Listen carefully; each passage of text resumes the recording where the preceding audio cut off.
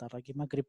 Tadi Mas Sais nanya tentang data penjualan. Nah, data penjualan itu realnya nanti gitu kan ya, itu tentu harus ngereferensi ke database ya.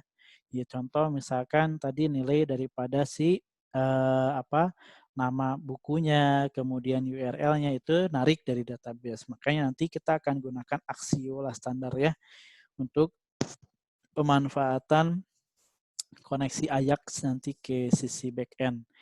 Jadi sehingga nanti data yang kemudian ditampilkan di bagian ini itu kemudian ngereferensi dengan apa-apa yang dipublish di bagian si backend-nya itu sendiri ya. Nah jadi nanti nilai awalnya tentu nggak lagi manual seperti, cuman strukturnya tentu kita sudah siapin, ada atribut show bonus misalkan ya, ada atribut-atribut yang dibutuhkan untuk menampilkan data di bagian si front end-nya. Itu disiapin dulu semua. Nah, sementara nanti si datanya sendiri itu kemudian ditarik dari sisi back end. Nah, itu ada tantangan sendiri juga nanti waktu kita bermain dengan data-data tersebut gitu ya. Seperti itu. Nah, nanti pemanfaatan daripada CView tentu pas pembelajaran kita adalah sampai ke arah sana. Jadi mudah-mudahan bisa memudahkan untuk proses komunikasi ke backend. Oke, ada satu lagi sebetulnya yaitu VON. Nah, VON ini juga sesuatu yang cukup menarik ya, yaitu pemanfaatan event handling terhadap sebuah elemen HTML. Jadi semua yang kaitannya seperti event handling di mouse ketika dia di atas over dan kemudian ketika dia keluar atau ketika ditekan dan sebagainya itu bisa kita mainkan. Dan satu catatannya adalah mari kita lihat di VON ini. Di VON ini kita menggunakan logika paling sederhana, itu kita menambahkan di area app-nya ada button klik untuk metodenya. Oke. Kemudian ada di sini ada mouse over, itu ketika dia di atas mouse-nya dia di atas dari si tombolnya, dan mouse out. Nah, di sini kita lihat mouse over dan mouse out-nya ini digunakan untuk memberikan value hover true or false. Yang nanti ini berdampak pada perubahan atribut hover di bagian datanya. Ya, jadi nilai hover itu sendiri dipakai untuk mempengaruhi tampilan si P-nya. Ya. Jadi si P ini kalau Anda perhatikan dia tampil hanya akan tampil apabila, nah ini kan pakai VIF ya, apabila si hover ini nilainya true gitu ya. Nah untuk yang kondisi false-nya yang nggak usah dituliskan lagi karena tidak ada lagi nilai lain yang akan ditampilkan kalau false. Maka dengan logika ini jika dia nggak di atasnya ya tidak akan tampil, ya kan ya. Nah jadi saat kita taruh mouse-nya di atas, nah dia bergerak, bereaksi, ketika tidak maka hilang. Kemudian yang on click-nya mari kita lihat sedikit. Yang on click-nya ini kalau kita perhatikan dia dihandle oleh button ya, oleh metode ya. Intinya ada button click, yaitu isinya apa? Function. Ingat ya, kalau udah ada metode yang dipakai maka function yang bermain. Nah, ketika mau mengambil atribut dari si datanya view, maka kita gunakan this, ya kan ya. Nah, di sini saya ingin menunjukkan bahwa ketika kita menggunakan view, maka komponen-komponen dasar daripada JavaScript-nya tetap akan bisa kita pakai. Alert, console.log tetap bisa kita gunakan. Hanya yang menarik adalah ketika kita main di alert kan ada tulisan ya. Nah, di dalam tulisan string tersebut ketika ingin kita concat, itu kita tidak perlu lagi menggunakan gaya-gaya lama, menggunakan plus dan sebagainya. Kita bisa gunakan pemanfaatan operator seperti ini, ya kan ya, dikemas di dalam si $ kurung kurawal, kemudian panggillah atribut daripada si view-nya. Makanya ketika ini kita jalankan, this name ini akan menjadi informasi yang ditampilkan di alertnya. Ini tak ganti, misalkan, oke, post gitu ya. Maka saat kita Kita refresh dulu. Oke kan? Maka muncul BOSS di sana, ya kan ya. Kemudian kita cek di F12 gitu kan ya. Saat kita tekan di sini pun muncul ya si BOSS-nya. Kita cek ini two-way ataukah enggak ya. Nah, testing. Kita klik. Oke, berubah. Oh, berarti two-way ya, tampil. Nah, di mana ya tahu itu bahwa two-way binding? Oh, ternyata pas di sini kita cek, oh iya, dia V model. Ya, seperti itu. Oke ya, itu dia poinnya. Nah, sekarang juga ada satu lagi yang mungkin ini saya akan perkenalkan dulu aja dan kita akan bahas mungkin nanti ya, tidak di hari ini. Saya lupa yang form atau form add ya.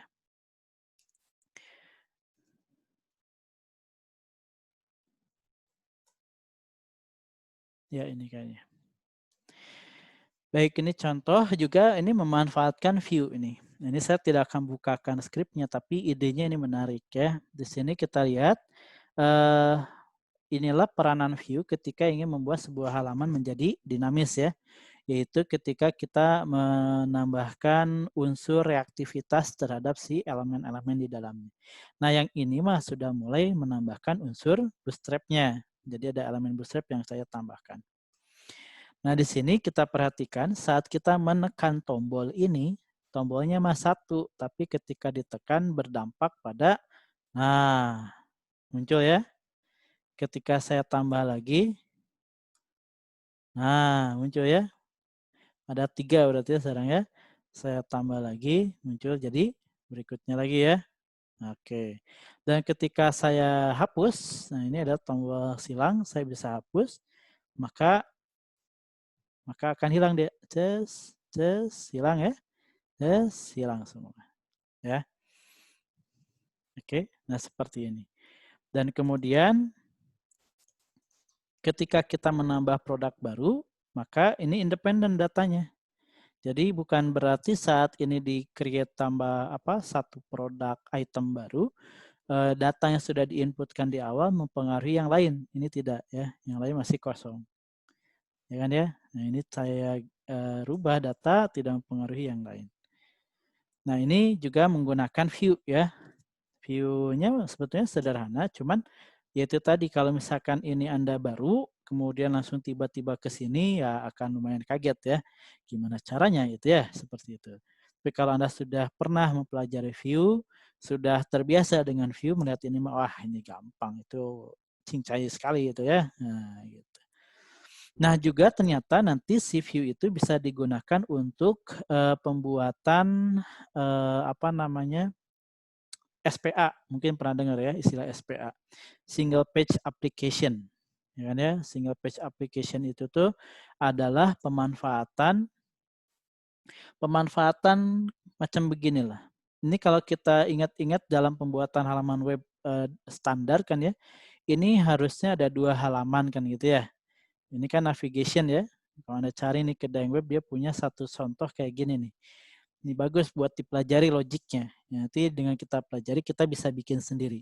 Logiknya dari SPA yang dia usung adalah, saya cukup membuat satu buah halaman web yang kemudian dengan tambahan view di dalamnya, maka dia bisa menghandle perpindahan navigasi, gitu kan ya, dari satu navigation ke navigation item yang lain.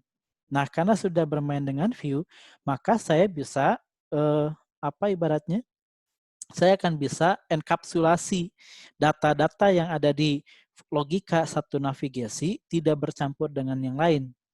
Oke. Dan kemudian masing-masing enkapsulasi data itu saya komunikasikan ke backend masing-masingnya.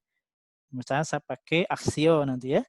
Nah, dengan kita komunikasikan maka seakan-akan luar biasa memperingan dan memperamping si halaman webnya kita. Jadi kalau mau dibikin ekstrim, kita cukup membuat satu halaman web saja yang di dalamnya sudah ada fungsi untuk semua navigasi yang ada di dalamnya. Fungsi CRUD-nya di situ. Jadi misalkan saya punya satu entitas data namanya user misalkan ya. Nah, satu entitas itu kan akan ada CRUD-nya ya. create, read, update, delete-nya. Nah, dengan menggunakan konsep begini, saya bisa bikin semua elemen CRUD ini di satu file saja. Misalkan ya, yaitu user.html. Udah cukup di situ satu. Ya kan ya? Nah, kalau mau dibikin ekstrim. Kan jadi jauh lebih ringan dan jauh lebih ringkas gitu ya. Nah, cuma kalau Anda nggak terbiasa dengan logika ini, maka akan kesulitan sendiri. Gimana cara mainnya ya? Nah, maka itu kita akan pelajari nanti. Ya. Nah, jadi insya Allah dua ini akan jadi bahasan kita esok, gitu kan ya. Mudah-mudahan ini menjadi satu pencerahan baru yang nanti kalau Anda dapat PR lagi, tambahan untuk nge-merging bahasan tentang Bootstrap dengan Vue.js, mudah-mudahan sudah bisa ya. Sudah bisa. Tentu PR-PR yang sifatnya sederhana kayak main dengan ini mah nggak usah di-PR-in lah ya. Udah ikuti aja materinya. Nanti pas tahu-tahu ada kasus, nah tugas kasus Anda kerjakan. Oke, mungkin itu dulu bahasan kita untuk hari ini. Nah, mungkin ada beberapa yang agak gatel gitu ya. Kenapa Pak Roni nggak bahas engine-nya ya? Nggak bahas engine daripada si Vue yang ada di belakang. Gitu. Saya mah gini prinsipnya, kita pelajari yang paling minimal dulu ya. Pelajari yang simple dulu. Ketika yang simpelnya udah dapat, pahami dulu kaidah kerjanya. Dan saya selalu memposisikan diri menjadi seorang pembelajar yang paling gak ngerti, tapi saya pengen tahu. Maka saya gunakan pendekatan yang paling sederhana aja untuk bisa diikuti ya. Nah ini kayak Mas Rais selalu dari kemarin tuh mengejar aspek yang sifatnya mungkin buat Anda mah sederhana. Tapi kalau Anda posisikan sebagai peserta lain belum tentu teman-teman lain bisa memposisikan seperti itu. Nah, saya mencoba memposisikan sebagai peserta yang paling awam sekali, ya, yang paling awam sekali. Jadi saya ajak untuk melihat hal yang sederhananya dulu, baru kemudian dibawa ke yang lainnya. Contoh, misalkan saya coba tanya, apa yang dimaksud dengan web komponen yang menurut Mas Rais itu? Contoh, kasih saya 2 yang dimaksud dengan web komponen menurut Mas Rais.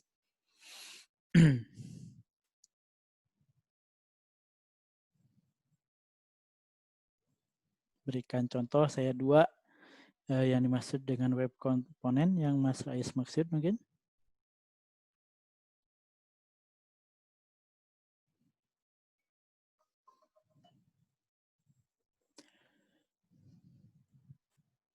Ya, maksudnya kalau komponen kan item ya, item misalkan ya bukan struktur rapi, bukan kalau web komponen mah. Misalkan bahasa sederhananya web komponen yang orang awam pahami kan, oh di web komponen itu ada header, itu web komponen.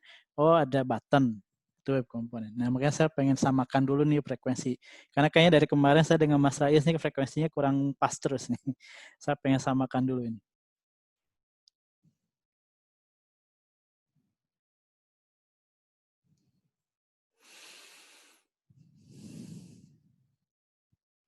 Kalau yang dimaksud dengan web component itu adalah elemen-elemen HTML, bukankah kita sudah pahami dan kita pelajari di saat kita membahas level 1.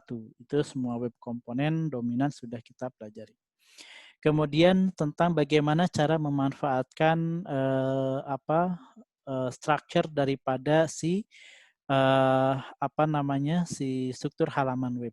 Itu juga saya sudah coba perkenalkan itu di sisi pembahasan tentang CSS dan JavaScript serta pengenalan Bootstrap, ya kan ya.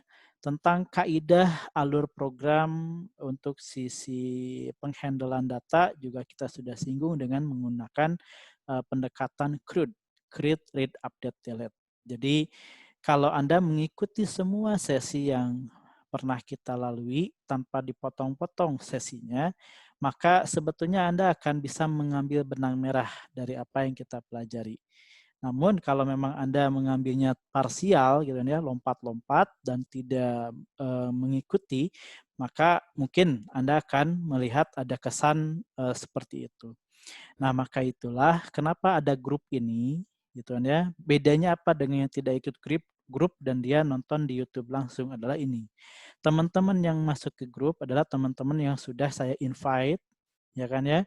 Teman-teman sudah dapat iklan dan kemudian teman-teman sudah melakukan invest di sana. Berarti sejak Anda invest, saya sudah berasumsi teman-teman ini punya komitmen untuk mengikuti alur pelajarannya, ya kan ya.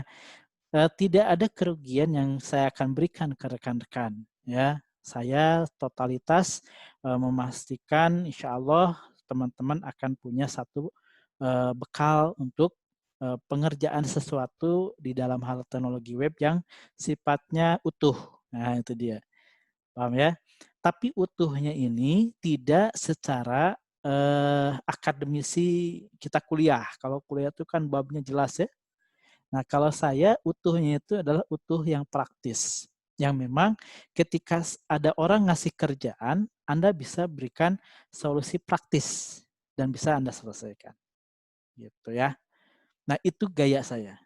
Nah, mudah-mudahan rekan-rekan bisa memahami gaya itu dan saya menggunakan gaya itu dengan harapan rekan-rekan semuanya juga punya punya titik pandang yang sama, ya kan ya, sehingga nanti ya dengan kesamaan itu dan mencoba untuk sama itu maka mudah-mudahan akan ada hasil, ya. Nah mungkin itu saja bahasan kita untuk hari ini, ya. Mudah-mudahan ini ada berkah dan manfaat, insya Allah ya.